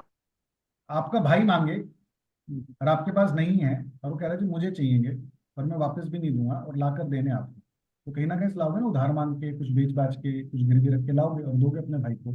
तो मैं आपको जो समझाना चाह रहा हूँ, एज ए ह्यूमन, हम अपने रिलेशंस को डिफरेंशिएट ही नहीं करना जानते, तो डिफरेंशिएट नहीं करना जानते हैं, इसीलिए वो कहते हैं ना, कैजुअल का पेन हम क्लोज में ले रहे होते हैं। नेक्स्ट जो चीज है, आपको समझना पड़ेगा, आप एक नॉन सीरियस और नॉन कमिटेड इंसान को रेफरेंस देते हो, उसका भला करते हो, मतलब हम बहुत बार ना लोगों से कनेक्ट कराने की कोशिश करते हैं, और हम अपने अंदर एक अच्छाई लेते हैं, चलो मैंने किसी की मदद कर दी, बट आपको यही नहीं पता कि अगला बंदा कितना कैजुअल है, वो सीरियस ही नहीं है अपने बिजनेस को लेके, काम को लेके, उसके अंदर इतना कमिटमेंट ही नहीं है, बट आपने कनेक्ट करा दिया, तो जो कनेक्ट कराया है आपने भला नहीं किया है, आपने दो लोगों का नुकसान कर दिया। एक तो उसका जो आप पे ट्रस्ट करके जा रहा है उस इंसान के पास में, क्योंकि अगला बंदा तो वैसे ही लेजी लेथार्जिक है ना, और दूसरा उस बंदे का, क्योंकि उसको क्या लग रहा है कि भाई ऐसे आ जाएगा, कोई ना कोई आएगा, किसी ना किसी को हम काट लेंगे। पांचवी जो चीज है ना आपको समझनी होगी बिजनेस वर्ल्ड के हिसाब से, मनी ना अपने आप नहीं आती, लानी पड़ती है। वो फंसा हुआ पैसा हो या कमाई का पैसा हो, दोनों के लिए मेहनत करना पड़ता है, वो अपने आप नहीं आता। लक्ष्मी माता के लिए मिन्नत करनी पड़ती है, उससे रिक्वेस्ट करनी पड़ती है, उसको बुलाना पड़ता है, तब आती है वो आपके पास, अपने आप नहीं आती। तो be more on that part. आपकी अगर पेमेंट कहीं फंसी हुई है तो उसको आपको एग्रेसिवली, रेग्रेसिवली, कंटिन्यूअसली फोकस करना पड़ेगा। आप सोचो एक बार पैसे डाल दिया, लेटर भेज दिया, वो ऐसे निकल के नहीं आती है। लोगों से पैसा निकाला आसानी से नहीं जाता है। एक लास्ट चीज है जो आपको समझनी पड़ेगी, पर्पस बड़ा होना चाहिए पर्सनल इंटरेस्ट से। आप जो काम कर रहे हो, जैसे मैं जिनके साथ मेंटरिंग करता हूँ या जिन लोगों के साथ काम करता हूँ, उनसे मैं बात करता हूँ कि भाई जो ये आप करना चाह रहे हो, ये चीज बड़ी है या आपकी ईगो बड़ी है। अगर उस इंसान का पर्सनल इंटरेस्ट बड़ा है, ईगो बड़ी है, तो चल नहीं पाएगी कहानी प्रोफेशनल लाइफ में, क्योंकि प्रोफेशनल लाइफ में लोग पर्पस से जुड़ते हैं, किसी मकसद से जुड़ते हैं, ना कि पर्सनल इंटरेस्ट से। इंडिविजुअल गोल से इंपॉर्टेंट होता है बड़ा और कलेक्टिव गोल। जैसे इसकी एक छोटी सी स्टोरी मैंने कहीं सुनी थी, मैं बताऊं उसको। जब महाभारत में युद्ध हो रहा था, तो महाभारत में हर बंदा ना अपने अपने पर्पस के लिए लड़ रहा था। जैसे अर्जुन का गोल क्या था, मुझे कर्ण को हराना है। भीम का गोल था दुर्योधन को हराना है। बट कृष्ण भगवान का जो गोल था वो क्या था, मुझे सत्य को जिताना है ना। तो जिसका बड़ा गोल होगा, लोगों का सरेंडरेंस उसके प्रति होगा, ना कि इंडिविजुअल और पर्सनल के प्रति। तो आपको अपनी प्रोफेशनल लाइफ में जो बातचीत करनी है, वो बड़े गोल से, बड़ी बातचीत से करनी है, ना कि इंडिविजुअल से। ये क्लैरिटी मिली आपको? दो रूल और हैं जो सिखाऊंगा आपको। Use the philosophy in business, if you are satisfied tell others, if not tell us. ये अपने खून में ले जाओ, अपने बात में ले जाओ, कि अगर कोई इंसान आपसे सेटिस्फाई है तो उसको मोटिवेट करो कि वो दुनिया को जा जाके बताए, और अगर वो सेटिस्फाई है तो उसको बता भाई तुम मेरे को बता, क्योंकि समाधान मैंने करना है, तो फीडबैक मुझे दे, ताकि मैं सुधार कर सकूं उसके अंदर में। ये रूल आपको 100% एज ए फिलोसफी आपके बिजनेस में होना चाहिए, कि जितने लोग सेटिस्फाई हैं उनको मोटिवेट करो कि वो दुनिया को बताएं, किसी न किसी रूप में, वीडियो के रूप में, टेस्टिमनी के रूप में, बातचीत के रूप में। और अगर सेटिस्फाई नहीं है तो उससे पूछ लो, सर अगर बिल्कुल मजा नहीं आ रहा, आपको कोई भी दिक्कत लग रही है, मुझे बताओ, क्योंकि सुधार मुझे करना है ना कि दूसरों को। My guru given me a simple formula, check your clients का फुल सेटिस्फेक्शन लेवल। ये बहुत अच्छी चीज बताई थी उन्होंने, कि आपके लोग, जैसे आप मेरे साथ लगभग 10 लोग हैं इस वाले बैच में, 10 लोग मेरे इस पूरे प्रोग्राम से खुश हैं या नहीं हैं, उसका एक सिंपल फार्मूला है। वो क्या है? इफ दे आर रिपीटिंग और रेफरिंग माई सर्विसेज, मीन्स कि वो समझदार, वो उनको वैल्यू मिली है। अदरवाइज मुझे समझ में आ जाता है कि वो बंदा ना तो रिपीट कर रहा है प्रोग्राम को, और ना ही किसी को रेफरेंस दे रहा है। मैं ऐसे कई सारे लोगों को जानता हूँ जिनके लिए मैंने पूरी जान लगाई है, वो किसी से भी मेरी बात नहीं करते हैं। तो मुझे समझ में आ जाता है, इसका मतलब मैं उनको वो वैल्यू नहीं दे पाया, उतना मजा नहीं दे पाया अपने प्रोग्राम में जितना कि होना चाहिए। क्लियर है जी? बिजनेस के अंदर ना लेवल की 4 चीजें होती है। वन होता है डिससेटिस्फेक्शन, दूसरा न्यूट्रल, तीसरा सेटिस्फेक्शन, और तीसरा सुपर सेटिस्फेक्शन के साथ में। जो डिससेटिस्फेक्शन वाले लोग होते हैं ना, उनका वोकल होना, क्योंकि वो सबसे ज्यादा वोकल होते हैं। ये 4 चीजें समझ, आंखों में आंखें डाल के बात करेंगे। 4 लेवल है आपके बिजनेस के। पहला जो डिससेटिस्फाई है ना, वो वोकल होगा। उसका वोकल होना सबसे ज्यादा खतरनाक है।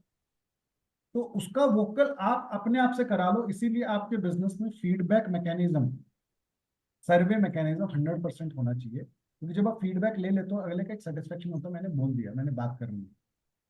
दूसरा होता है न्यूट्रल, ये ओके हैं, इनसे कोई ज्यादा सा फर्क नहीं पड़ता। यानी कि मैंने इतना देखा कि मेरे गाइड पार्टिसिपेंट में से अगर मैंने आज तक 60 लोगों को मेंटरिंग की है, कोचिंग दी है, गाइडेंस में, 2-4 ही ऐसे होंगे जो डिससेटिस्फाइड से होंगे। अदरवाइज जो रेफरेंस नहीं दे रहे वो न्यूट्रल है। जब भी मैं फोन उठाता हूँ, बात अच्छे से करते हैं कि ठीक है, करेंगे करेंगे। नहीं तो ज्यादातर लोग, मैं जो समझ पाया हूँ मेरी लाइफ में, जो रहे हैं कहीं ना कहीं पे, वो रहे हैं सेटिस्फाइड। कि जब उनसे बात करोगे तो पीठ पीछे कहेंगे इंसान बड़ा अच्छा है यार, बड़ी मेहनत करता है। और कोशिश मेरी, जो इस बैच में मैंने पूरी जान लगाई है, वो लगाई चौथी के लिए, कि भाई इतना लगाऊंगा, इतना समझाऊंगा कि वो खुद भी रिपीट करे और 4 लोगों को बताई भी। जैसे विनोद भाई मेरे को बहुत सारे ग्रुप में रेकमेंड देते रहते हैं, है ना, नवीन भाई ने बहुत अच्छे अच्छे रेफरेंस दिए हैं। तो मुझे ये गणित समझ में आ गया बिजनेस का, कि भैया जान इतनी लगाओ बंदों के साथ में कि वो सेटिस्फाई हो, उसकी अंतर आत्मा में खुशी पहुंचे। यही मेरे बिजनेस का रूल है, जो मेरे को मेरे गुरुदेव ने सिखाया। और सबसे लास्ट चीज बिजनेस के पॉइंट ऑफ से अगर मैं बताऊं, मेक योर डिजिटल एसेट्स। क्योंकि अगर आप डिजिटल एसेट नहीं बनाओगे तो आप बहुत बड़ा नुकसान कर रहे हो। डिजिटल एसेट आपके पास होना बहुत मायने रखता है। क्योंकि जो बिजनेस आप कर रहे हो, आप मेरे को बताओ आपने सीखा कहाँ से? आप सभी अपने अपने बिजनेस में हो भाई। जैसे आप हिंदी बोलते हो, इंग्लिश बोलते हो, कहीं ना कहीं से सीख के आए ना। आप गाड़ी चलाते हो, कहीं ना कहीं से सीखी। आपने बिजनेस कहाँ से सीखा? कोई फादर बात से। करेगा? कहाँ फादर से से सीखा? भी। फादर फादर, से। फादर से सीखा। और तो प्रैक्टिकल करके सीखा, अब कर करके गलत सीखा ना। करके सीखा। गलतियां कर करके सीख रहे हैं। हम ये कह रहे हैं जो गलतियां कर रहे हैं, क्या उसका हम नोट डाउन भी कर रहे हैं कहीं पे, उस पैटर्न को, ताकि कोई दूसरा गलती ना करे। गलती से हम ऐसे तो बचाएंगे ना। तो इन टोटल मैं आपको समझाना चाह रहा हूँ कि भैया, आप जो व्यापार कर रहे हो वो अपनी खुद की गलतियों से कर रहे हो, सीख सीख के कर रहे हो। किसी ने सिखाया नहीं आपको इसको, किया और फिर गलती की। तो मेरा ये कहना है कि भाई इतना हार्डवर्क क्यों कर रहे हो? अपनी डिजिटल एसेट बना लो ना, रिव्यू करो, इंप्रूव करो। क्योंकि अगर आप सेम गलती को रिपीट करते रहोगे, सेम पैटर्न को रिपीट करते रहोगे, तो आप, वो कहते हैं ना, those who can not learn from the history और mistake are doomed to repeat it. वो 100% रिपीट करते ही करते हैं अपनी गलती। किसने बोली थी ये बात? एल्बर्ट आइंस्टाइन ने। हम क्या कर रहे हैं? Doing the same thing, same pattern हम again and again again repeat कर रहे हैं, और एक्सपेक्ट कर रहे हैं क्या? Different results. कोई बंदा पैसे मांगने आया, 2,000 दे दिए, क्योंकि ना कहना सीखा ही नहीं। किसी ने 5,000 मांगे, दे दिए, ना कहना सीखा ही नहीं। किसी ने 10,000 मांगे, दे दिए। किसी ने 1 करोड़ मांगे, दे तो नहीं पाए लेकिन कोशिश की। उसके लिए बड़ा बुरा फील हुआ, यार उसने पैसे मांगे थे, मैं दे नहीं पाया उसको। अरे rather than learn the skill how to say no, क्यों उसी पैटर्न को बार बार दोहरा रहे हो, क्यों उसके ऊपर फोकस करते जा रहे हो? तो मेरा कहना आप लोगों को बताना, समझाना सिर्फ बिजनेस के बेसिक रूल है। अब अभी तक की जो कन्वर्सेशन और डिस्कशन हुआ, इसमें थोड़ा थोड़ा सा इनपुट आप लोग दे दो कि क्या समझ में आया, जो कैमरा ऑन करके बैठे हुए भी और जो ऑफ करके बैठे हुए।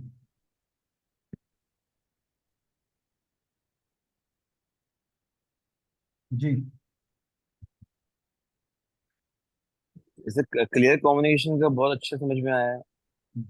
जैसे डिसाइड एंड डिफॉल्ट आया था लर्निंग में, हम्म, ऐसे ही आज क्लियर कम्युनिकेशन का बहुत अच्छा भी मिस कॉल है, या जो भी है वट एवर है, ये जो आपने कमिटमेंट कमिटमेंट करी है आपने, हम्म, और वो फेल हो रही है, तो उसको आप रिप्लाई करके जवाब दीजिए इसको वापस। हम्म। आप इंसान की गर्दन क्लियर कम्युनिकेशन से पकड़ सकते हो, ना कि आप कर कमिटमेंट से, सकते हो क्योंकि सर। अभी कमिटमेंट। जी राहुल भाई। आप बीच में बोल गया सर, आप कंप्लीट करो फिर बोलता हूँ, सॉरी। क्योंकि जो कमिटमेंट होता है ना, उसमें वो ह्यूमन नेचर ला देगा कि यार ये समझता नहीं है, उसके दिमाग में चल रहा है। आप कमिटमेंट की बात ही मत करो, ये मास्टरी कर लो, क्लियर जैसे कम्युनिकेशन पकड़ो, साला वहाँ बोल ही नहीं सकता कुछ। तो अजय जैसे पेमेंट स्टाफ होता है, जैसे स्टाफ ही होता है, अभी मेरा एक स्टाफ गया हुआ है किसी काम से, कि लेके गया था 2-3 दिन की। वहां से कॉल तो कर दिया कि सर 5,000 रुपये चाहिए, काम रुक गया, ये है वो है, मना करा, नहीं माना, चलो दिलवा दिए। लेकिन अब फिर 2-3 दिन से गायब है, मतलब कोई अपडेट नहीं है। अगर डिले हो रहा है, नहीं आ रहा, तो उसने मुझे बताया नहीं है। तो अब उसकी गर्दन में पकड़ सकता हूँ इजीली कि भैया, क्लियर कम्युनिकेशन और एक्सट्रीम ऑनरशिप, यही दो चीज पकड़नी है आपको कि भाई तेरी ऑनरशिप कहाँ है। कि भाई तूने पैसे के लिए तो फोन कर दिया, लेकिन लेट हो रहा है, नहीं आ रहा, अटक रहा है हम्म। कहीं पे, तो बता तो सही, वो भी तो तेरी ड्यूटी बनती है। ऐसे इंसान को क्या कहेंगे, उसी से पूछो, उसी से बात करो, आप बता दो सर ऐसे इंसान को क्या कहेंगे, क्या है? क्या क्रिएट करेंगे। बिल्कुल सही बात।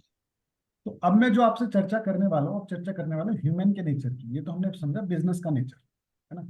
तो क्योंकि अब ह्यूमन से डील करते हो, तो ह्यूमन का नेचर भी तो समझना पड़ेगा ना। तो नेक्स्ट 15 मिनट लगाऊंगा बस, और फिर हम अपनी इस क्लास को आज वाली को क्लोज करेंगे। बट ये वाली जो शेयरिंग आप करना चाह रहे हो ना, इसको पक्का ग्रुप में जरूर किया करो दोस्तों। बिना उसके ना मजा सा नहीं आता। मेरे को ऐसा लगता है कि यार छोटा सा एक काम बोलता हूँ। पहला, these belief point will help you in decision making. जब टीम और लोगों से बात करोगे आप, तो जो अब हम चर्चा करेंगे, जिस बीबीसी की हम बात करेंगे, वो है जब आपको लोगों से डील करना है, टीम से डील करना है। ह्यूमन के नेचर को समझते हैं हम, कि ह्यूमन का नेचर क्या है। एज ए ह्यूमन, हमारी सेइंग और डूइंग में जमीन आसमान का अंतर है। So be alert, use your brain. लोग जो कहते हैं और जो करते हैं उसमें अंतर है भाई। आप उसको वैसा का वैसा ले लेते हो कि जी मैं 3 दिन में आ जाऊंगा, आपको लगा वो कह रहा तो आ जाएगा। उसने कहा 2 दिन में पैसे दे दूंगा, आपको लग रहा है कह रहा दे दूंगा। आप अपना ब्रेन ही यूज नहीं कर रहे हो। जैसे कि आप ही के ऊपर मैं बोलता हूँ, लाइक वी वॉन्ट हेल्थ। हम सब क्या कहते हैं कि हमें हेल्दी होना है, but we eat junk food and find excuses to avoid the physical workout. आप में से कौन ऐसा इंसान है जो ये कहेगा कि मुझे हेल्दी नहीं होना है? सभी होना चाह रहे हैं। बट जैसे ही जंक फूड आता है, कोल्ड ड्रिंक आते हैं ना, फ्रेंच फ्राइज आते हैं, चाउमीन आती है, मोमोज आते हैं, हम खाते हैं बड़े मजे से। हमें पता गलत है, और चलो खा लिया। बट क्या हम पसीना बहाते हैं, वर्कआउट करते हैं? वर्कआउट के नाम पे हम बोल देते हैं मैं इतने स्टेप्स चला। आजकल घड़ियों में जो चल रहा है कि देखो जी इतने स्टेप चला, आज तो मैंने झाड़ू पोछा कर लिया, ये भी तो फिजिकल वर्कआउट है। अरे भाई साहब, क्या बात कर रहे हैं। जैसे दूसरा आईना दिखाता हूँ, वी वॉन्ट मनी। हम सबको मनी चाहिए ना, इसी के लिए एफर्ट डाल रहे हैं सारे के सारे। But we are busy in time killing exercises. इतने सारे ऐसे पूरे दिन में हम काम करते हैं जो टाइम किलिंग है।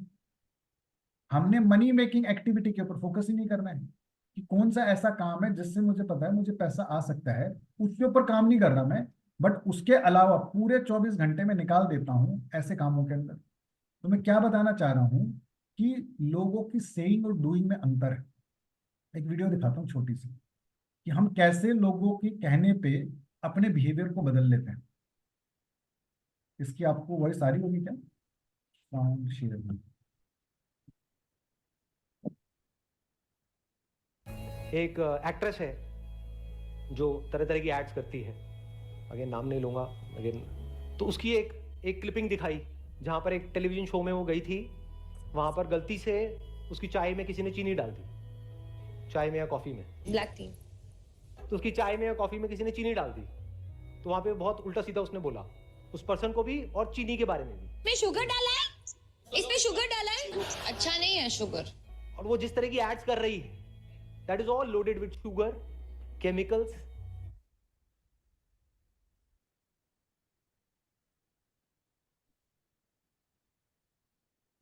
एक एक्ट्रेस है जो तरह तरह की एड्स करती है, अगर नाम क्या बताना चाह रहा हूँ, क्या एहसास कराना चाह रहा हूँ आप लोगों को भाई लोग, कि हम बहुत बार अपने आसपास चीजों को यथार्थ ले लेते हैं जैसा वो कहा जा रहा है। सेइंग और डूइंग में अंतर है। इस एबिलिटी को बिल्ड करो। आप देखो इस सेइंग और उसके डूइंग में क्या अंतर आ रहा है। यूं कहीं फॉलो नहीं करना जिस तरीके से हम टेक ऑन कर रहे हैं चीजों को। ये मेरी पूरी स्क्रीन आ रही है, कम आ रही है आप लोगों को? साइड में ब्लैक है क्या? ये पूरी आ रही है सर। नहीं, साइड में ब्लैक है सर, व्हाइट के साइड दोनों साइड बॉर्डर्स आ रहे हैं, ब्लैक बॉर्डर्स।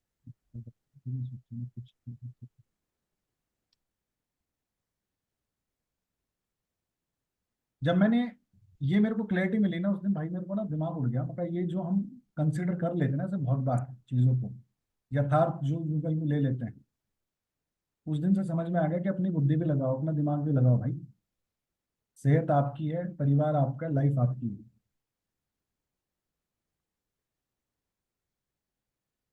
ये तो क्या ह्यूमन नेचर की बात। दूसरा, अगर हम ह्यूमन नेचर की बात करें कि एज ए ह्यूमन हमारा रिएक्शन कैसे होता है। पहला रिएक्शन होता है जो हम बोलते हैं वो करते ही नहीं, और उसी करने को डूइंग के बेसिस पे हमें जज करना है लोगों को, ना कि सेइंग के। क्योंकि से करने में तो क्या है, जबानी तो हिलती है कि मैं ये करके दिखा दूंगा। तो डूइंग पे देखो, उसको जज करो अगर आप उसको जज करें। दूसरा, एज ए ह्यूमन अपनी गलती पर माफी चाहिए और दूसरे की गलती पे सजा। तो आप खुद सोचकर देखो, आपने बहुत बार कितने लोगों का फोन नहीं उठाया होगा, कितनी बार आपने लोगों का पैसा ठीक टाइम समय पे नहीं पहुंचाया होगा, कितनी बार आपके क्लाइंट ने जितने पैसे दिए होंगे उतनी उसकी वैल्यू नहीं मिली होगी, है ना। गलतियां तो आपसे भी हैं। बट ये गलती जब कोई दूसरा करता है तो हम सोचते हैं उसने बहुत बड़ा गलत किया। यानी कि हमारे अंदर बीइंग राइट थोड़ा एक्स्ट्रा है कि यार मैं सही हूँ, दूसरा गलत है। तो एज ए ह्यूमन ये वाला जो नेचर है, ये वाला जो थॉट है, ये जो विचार है, थोड़ा खतरनाक है।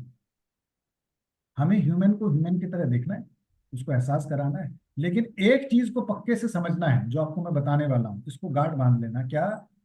कि जो कोई भी गलती ना करे उसे भगवान कहते हैं। कि भाई भगवान ही कैसा, जो कोई भी गलती ना करे। जो एक गलती कर दे उसे इंसान कहते हैं। जो अपनी गलती या दूसरी गलती से सीख ले उसे समझदार इंसान कहते हैं। जो दूसरी गलती करे उसे लापरवाह इंसान कहते हैं। और जो गलती पे गलती करता रहे उसे शैतान कहते हैं। तो आपको ये देखना है कि आप शैतान के साथ काम कर रहे हो, लापरवाह इंसान के साथ काम कर रहे हो, समझदार इंसान के साथ काम कर रहे हो। जब तक आपको ये अंडरस्टैंडिंग, ये परखने की काबिलियत नहीं होगी, तब तक आप सभी लोगों को एक ही कैटेगरी में देखते रहोगे, एक ही तरीके से देखते रहोगे। तीसरी जो चीज एज ए ह्यूमन रूल, वो क्या है? ह्यूमन रूल है, अगर आपको कुछ भी अच्छा या बुरा लगता है तो you start sharing and telling the others. तो अगर कोई इंसान आपके बारे में किसी और को कुछ कह रहा है तो बुरा फील मत करो, क्योंकि ह्यूमन नेचर है, उसके अंदर काबिलियत नहीं है कि वो आपको आकर बता सके, इसीलिए वो आपकी बैक बाइटिंग कर रहा है, आपका क्रिटिसिज्म कर रहा है, दूसरे लोगों को बता रहा है। आप लोगों को रोक नहीं सकते आपके बुरा कहने से, क्योंकि जब हम किसी को अच्छा बताते हैं तो हमें खुद अच्छा लगता है। और मजे की बात, जब हम किसी को कुछ बुरा बता रहे होते तब भी हमें उसमें अच्छा लग रहा होता, हमारा दिल हल्का हो रहा होता। तो वो इंसान अपने दिल में खुशी ला रहा है, वो बुरा शेयर करके अपने आप बीती को दूसरों को बताकर या अपनी खुशी को बताकर। तो एज ए ह्यूमन उनको अधिकार है अपनी बातें बोलने का, कहने का। और लास्ट, सॉरी, सबसे फेवरेट मेरे वाली चीज जो पहली क्लास में सिखाता हूँ, कॉपी करना इज नॉट ए क्राइम। लोग आपसी बातचीत में इतनी हीन भावना से दिखता है ये तो कॉपी कर लिया। अरे कॉपी करना इज लाइक इंस्पिरेशन, कॉपी करना is like getting modelling, copy करना is liking something and you wanted to mould it, है ना। तो it is awesome thing, don't treat it is like a crime कि उसने बहुत बड़ी कोई गुनाह कर दिया है। वाई री invent the wheel when already exist rather than acknowledge and appreciate it. कोई चीज किसी ने कर दी, अब ये वीडियो थी जो मैंने दिखाई आपको संदीप माहेश्वरी की, अच्छी लगी ना, तो मैंने कॉपी करके रख ली लोगों को सिखाने के लिए, समझाने के लिए। तो उस सोर्स को एक्नॉलेज कर दो, अप्रिशिएट कर दो। आप अपना नाम क्यों लगा रहे हो? आप फोकस करो जी सीखा है। मैं कितनी बार बोलता हूँ कि मेरे गुरुदेव ने सिखाई, सब कुछ वही सिखाते हैं, बताते हैं, तो एक्नॉलेज करो ना, रादर देन क्यों कहना जी मेरी सोच है। अरे नहीं भाई, मैंने भी किसी से सीखा है, किसी किताब से सीखा है, कहीं ना कहीं से किसी गुरुदेव से सीखा है। पांचवी चीज जो मैं आपको बताना चाह रहा हूँ ह्यूमन के पार्ट पे, ये हार्ड ट्रूथ है, ये जबरदस्त है। हम सब के अंदर सक्सेसफुल होने की पॉसिबिलिटी है, बट हम सब लोग सक्सेसफुल नहीं होंगे, ये एक रियलिटी। ये गांठ बांध लो, सबके अंदर पॉसिबिलिटी तो है कि वो सक्सेसफुल हो सकता है, लेकिन ये भी एक रियलिटी, सक्सेसफुल नहीं होगे। क्यों नहीं होगे? क्योंकि एक ही रीजन है, सक्सेसफुल होने के लिए क्या चाहिए? डिजायर। कौन से वाली? Burning desire. जब तक कि आपके अंदर आग नहीं होगी उस चीज को हासिल करने की, तब तक आप सक्सेस की तरफ नहीं जाओगे। ये आग लगती है फिर वीक हो जाती है, ये लगती है फिर वीक हो जाती है, क्योंकि ग्रोथ को पाना आसान है, बट तब तक जब तक आपके अंदर आग नहीं है। दो चीजें और रहेगी। चैलेंजेस जब आपकी लाइफ में आ रहे हैं, तो चैलेंजेस को डील करने के बाद ही चमत्कार होगा, ये पक्का है। यानी कि पेन जब आएगा तभी प्लेजर आएगा। गर्मी लग रही है आपको, गर्मी का एहसास है, तभी एसी का एहसास होता है। आपने खूब सारी मेहनत की, रातें जलाई, तब आप एग्जाम में पास हुए, तो वो पेन था, वो मेहनत थी, वो चैलेंजेस थे, तभी उसका मजा ले पाए। आपका माइंड सेट अगर ये है कि सब कुछ पॉजिटिव रहे, तो जो चीज आपके पास आ रही है उसको एक्सेप्ट करना भी पॉजिटिविटी है। समस्या होती है तो समाधान भी होता है। मैथ्स की प्रॉब्लम नहीं है कि एक ही समाधान होगा, ये लाइफ है दोस्तों। तो यहाँ पे हर समस्या के बहुत सारे समाधान होते हैं, तो समाधान लाने के लिए कुछ शुभ सलाहकार लोग तलाश करो, कुछ अपने विचारों के ऊपर काम करो। और दो लास्ट पॉइंट है, समझो, दूध पीने के लिए डेयरी नहीं खोली जाती। लाइफ में थोड़े मजे अगर लेने हैं तो खुद का फार्म हाउस नहीं लिया जाता। तो आप देखो कि कहीं ऐसा तो नहीं है कि पूरी की पूरी पृथ्वी आप ही चलाना चाहते हो। आपको जरूरत है थोड़े से हिस्से की, तो थोड़ा सा हिस्सा ले लो ना। क्यों इतनी बड़ी जिद बांध रखी है कि भाई सब कुछ मेरे को ही चाहिए, हर एक चीज को मैं टेक ऑन करूं? क्योंकि ड्राइवर रख लो, बट आपको पता होना चाहिए कि गाड़ी कैसे चलानी है। क्योंकि अगर आप सारी चीजें खुद क्रिएट करोगे तो चल नहीं पाओगे। और लास्ट चीज है, ये बहुत बेस्ट चीज का रियलाइजेशन है, आप लोगों को भी दिखेगा ये। हम ह्यूमंस छोटे लालच में बड़ा नुकसान करते हैं। 10 मिनट सो लूं, 15 मिनट सो लूं, छोटा ही तो लालच है, बड़ा नुकसान हो रहा है। बच्चे को चॉकलेट ला के दे दूं, छोटा ही तो लालच है, उसको थोड़ी देर के लिए फील करेगा, लेकिन बड़ा नुकसान है, क्योंकि उसको जंक फूड से, हेल्थ से आदत नहीं है अभी तक।